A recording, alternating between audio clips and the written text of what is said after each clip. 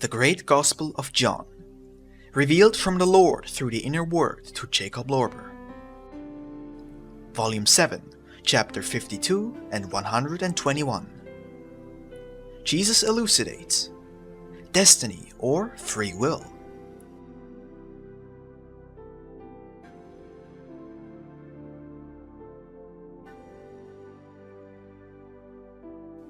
The Lord says, "However, do not think that this is something which certain wise of the world call destiny, as if God had decided for every person what should happen in his shorter or longer lifespan.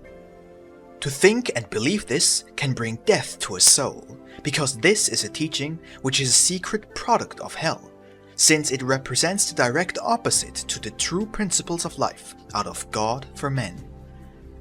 People determine their own destiny by the wrongness of their free will and by the fact that they do not want to awaken the seven spirits in themselves, which is why they do not reach the contemplation of their inner, true and imperishable treasure of life. Thereby they go astray, wanting to seek for the true inner light of life, in the light of the world, and with joyous courage walk and act along that road. Once, however, a human soul has properly established itself in the darkest night of its created worldly arrogance, by allowing it to keep its inner freedom of will, no angel of heaven will be capable to give it another direction, and nobody can say, 'See, this was the destiny for this person.' Yes, it was very much a destiny, but not originating from God, but from the person itself. God only allows it according to the perfectly free will of man. And what I say now about a single person is also applicable to a whole nation. It is and stays the creator of its own temporal and eternal destiny. And thus, it would be very wrong to assume that God has from eternity determined that all this which I have shown to you by the phenomenon and predicted with the words out of my mouth must take place. Oh no, absolutely not. Nevertheless, everything will happen as shown, because the people want it like that, since by far the greatest and most powerful part of them live comfortably and most stubbornly willingly in the very night of hell. Even now, upon my mighty call, do not want to leave this night of death.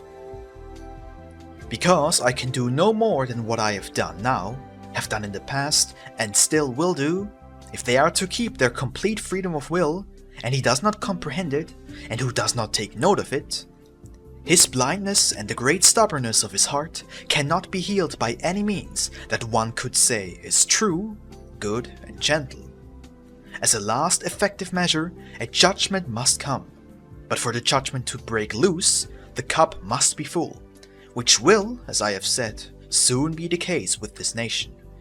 And as such, do not think about it too much in fear, because not I, but the people who do refuse to change want it like this." Said Nicodemus, "But Lord and Master, then it looks extremely bad for mankind.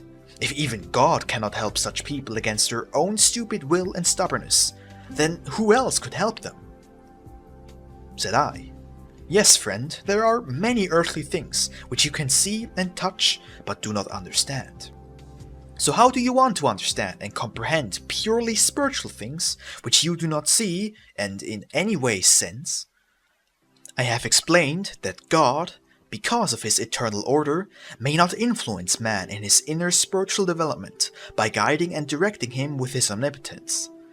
Since if God would do this, man in himself would become a dead machine and could never reach the freest independence of life. Bring me the worst cutthroat and I will instantly change him into an angel of light. But at the same time, his individuality would be as good as dead. But as I withdraw the spirit of my omnipotent will, his individuality becomes active again, and the old cutthroat will stand before you. His love is to rob and to murder, and it is therefore his life. If you take this away from him, he is completely dead, and has totally ceased to exist. But such a man can still be bettered, and this through the extremely bad state into which he has placed himself through his evil love. But the soul of a person only then starts to think about the reason of its evil and miserable state if it finds itself in hard, self-inflicted judgment. And once the soul has started to recognize the reason, then it will soon perceive the inner desire to rid itself from its miserable state, and will start to think about the ways and means of how it can free itself from the hard judgment. And once the soul has such a wish and will, then it is also able to absorb a light which was given it from above by any suitable means. If the soul seizes the means offered, its previously evil love starts to change into a good and better love within and out of itself. It will become increasingly lighter in it, and it will step by step go to a higher perfection of life. And this is only possible by allowing the severest judgment. And therefore a most severe judgment will be permitted to come also over the Jews when their cup of atrocities is full. And this here and in the beyond, and this will humiliate them for all times of times, since they will never gain domination over a people.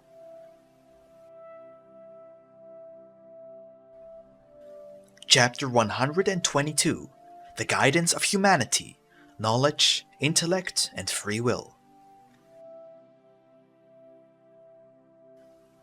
He who has not yet created a sun, a moon, a habitable earth, plants, animals, and men knows certainly not how all these creatures have to be guided, sustained, and brought to their ultimate goal.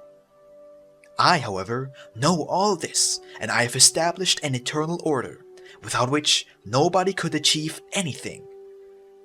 Man, as my complete image, must also have a perfect free will, by which he has to, as far as his spiritual part is concerned, transform and strengthen himself, and make himself free from my omnipotence, so that one day he may stand next to me and live and act as a strong, free, independent, and arbitrary being.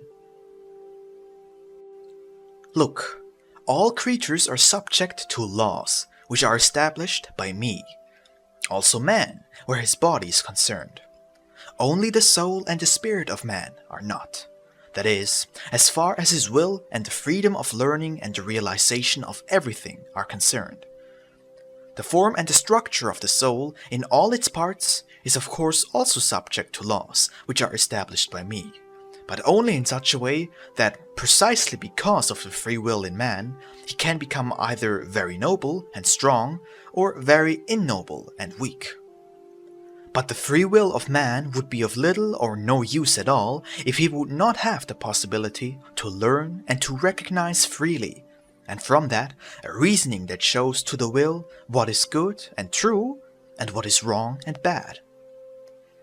Only when man has gathered knowledge and has sharpened and awakened his intellect, the revelation of the divine will is added, which shows man the true way to eternal life and God. Then man can either accept this revelation or not, since also in relation to God he must have a completely free will, or else he would not be a human being, but an animal that has no free will but only an instinct which it cannot resist. In the beginning, only one human pair was placed on earth, and the man was called Adam, and the woman Eve. God provided this first human pair with all abilities. They had a deep understanding, a clear intellect, and a very powerful free will, by which all other creatures had to bow down. In addition to these abilities, they also received a clear and easy to understand revelation from the mouth of God, which showed them freely and openly what they had to do to reach the goal that has been set by God on the shortest and easiest travelable way. But besides that, God let them also know that they were completely free and could also act contrary to the will which was revealed by God, by allowing them to be seduced by the flesh and the matter of the world. However, thereby they would bring a judgment over themselves, and by that also their death. Well, this went very well for a certain period of time, but soon the sensual desire, represented symbolically by Moses in the form of a snake, became victorious over the realization gained from the divine revelation of what is good and true, and they transgressed the commandment in order to see what would be the result of that. And look, what the first human pair did is now done by almost all human beings. God has never failed to give great and small revelations, yet he has never forced any human being to heed them. However, blessed is the one who does heed them and directs his life accordingly. The first human pair had surely received the purest and best education from God, and would have been able to pass this on, unadulterated, to all their descendants. But just look at the people 2,000 years later at the time of Noah, then you will see that they are changed into malicious devils. Did the first human beings on earth ever lack the best education? Oh no! Have they not given it also to their children? Yes, sure, and always in the purest way. However, men felt within also the impulse to go against the commandments of God, because that was pleasing to their body, and thereby their lives fell into total decay and complete ungodliness. And when God sent men to them and admonished them in a fatherly manner to return to him, such men were soon excommunicated, expelled, and some of them were even killed in a cruel manner. Finally, those people who had turned their back to God even began to destroy the earth, and then their measure was full. They themselves opened up the gates of the subterranean great waters, which then gushed over the evil ones, by which they were all drowned. This, however, was not a judgment directly coming from God's will, but a judgment that was allowed, that had to happen in this way because of the inner structure of the earth. Because if you jump down from a high rock, face crashing and killing yourself, this is also a judgment that comes over you, but not by the will of God, but because the earth is arranged in such a way that everything that is heavy certainly has to fall down, what man, by his intellect, is quite capable of knowing. Therefore, no human being on earth is so helpless that he could not help himself if he really wants. But if already from his childhood he does not want that, he can only blame himself if he comes into distress.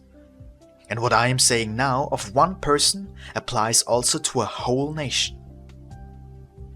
There is no nation on earth that could not help itself quite well if it only wanted to. But where is the will? Yes, there is more than enough will for doing what is evil and bad.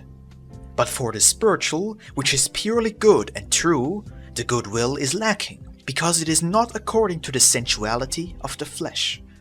And the soul of someone who does not have such good will, as also the soul of an entire nation, goes over into the judgment and the death of matter, and then is unable and unwilling to listen, to absorb and to understand from what is of the spirit, of its light and its life.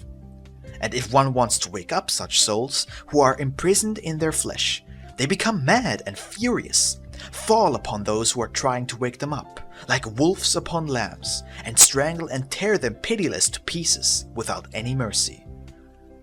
Is that then also God's fault, if such people, for the above-mentioned reasons, come into the greatest and most ungodly blindness of their soul, in which state they remain for thousands of years?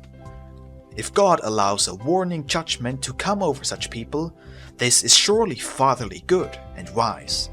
For only great misery of the flesh can turn away the soul from matter, and turn him toward the spiritual.